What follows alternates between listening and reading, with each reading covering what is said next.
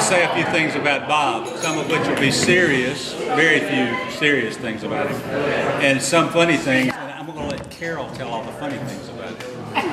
But what I'd really like to say, and I know all of y'all feel the same way that I do about Bob, he's a real unique individual. I'm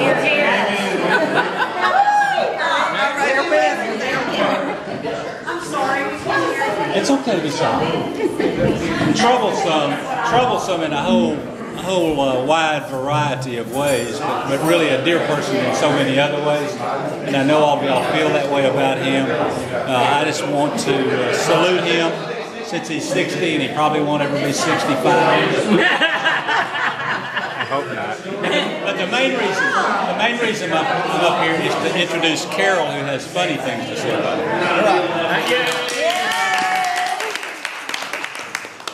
This is like fresh. Everything's being recorded to be used against you. No, I don't want to be on YouTube or anything. No, some of you guys don't know Bob from way, way back. Some of you know him longer than I've known him.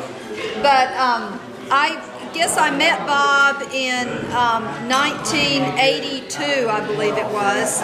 And I don't know if you guys, those of you that weren't here, there was a place called Caldwell Gifts, and they had the big book where you could order invitations and note cards and that sort of thing. And Bob, when they were ready to throw a book away, Bob would get the book.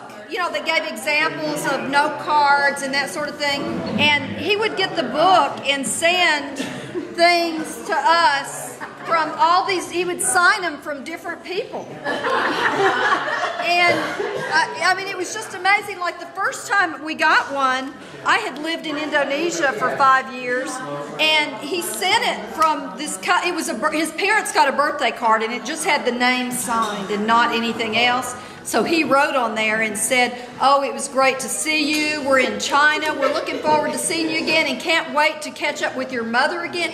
And we just racked our brains forever trying to think, I don't remember meeting these people. Yeah. And then he would get people, the envelopes had return addresses like in Texas and other places. And if he knew someone was going to Texas, he said, "Oh, will you mail this while you're there?" And so it was just, it's pretty unbelievable. But one time, I guess we gave Bob a birthday present early on, and this is one of Bob's lines, which I thought was pretty funny. He said, "It's hard to believe I've only known you a little over a year. It seems like I've known you for 18 months. He's funny.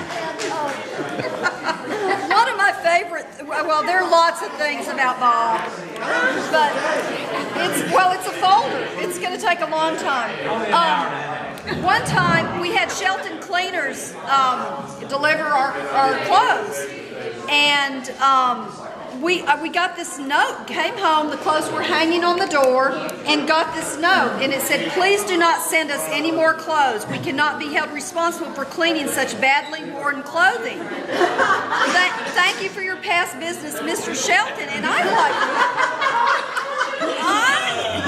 ripped the plastic off of the clothes, and I thought, there's nothing. There were some new polo shirts and all this, and I had this one Gitman Brothers shirt where I had ironed the little placket, had the tag, and I singed it slightly, and I thought, that's what they're talking about. So I put the plastic back on because I thought, I am taking this there tomorrow. This is not right, you know. And then it dawned on me, the guy's name was not Mr. Shelton. And so immediately I called Bob and I said, "Well, Mr. Shelton," and he's like, "What? What?" You know, and finally figured it out. That's right.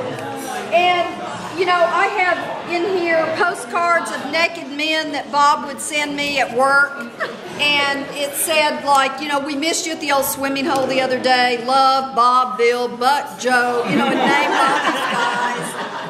He sent me letters at work from abortion clinics, from return addresses and transgender organizations, all sorts of things. But I'm telling you, there cannot be a better friend than Bob Raymond or Ray Bobman.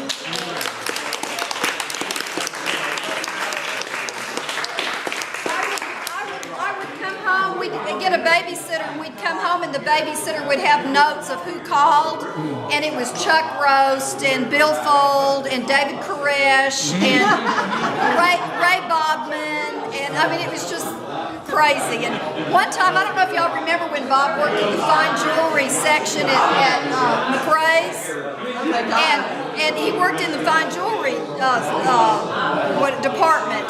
And I was in another department very close, and he called the girl in the department I was in and said, "Watch out for that girl in the red sweater, she shoplifts." And so, and so I didn't know it until later. She was just watching every move, thinking I was going to take these.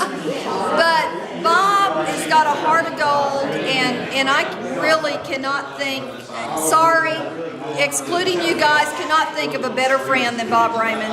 He is so kind and does so many things for so many people, and we love you, Bob.